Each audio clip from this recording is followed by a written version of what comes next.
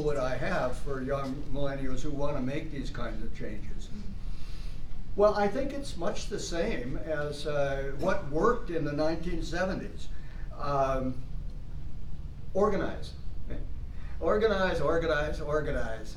You know, it sounds like the old labor call of the 1930s, but the simple fact of the matter is you've got to stay with it. You've got to stay with it. I was encouraged by the Women's March after the 2016 election was over.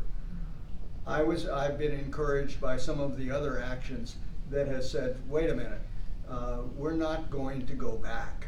We're not going to go back, but you have to stay organized.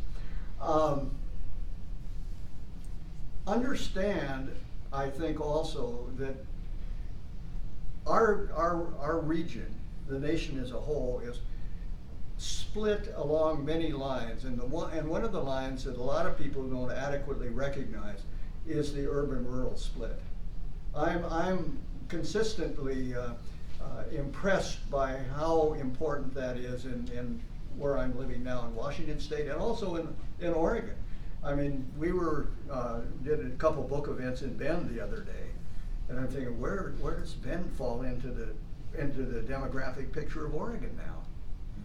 And if it's changing as fast as people say it is, fastest growing city in the country last year apparently, what does that mean to the rest of central and eastern Oregon?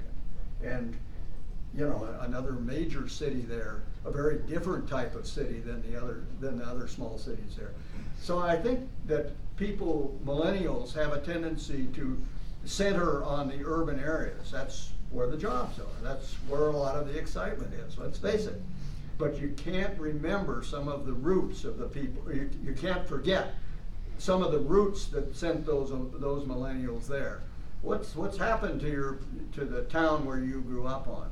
Can you do things to try to bring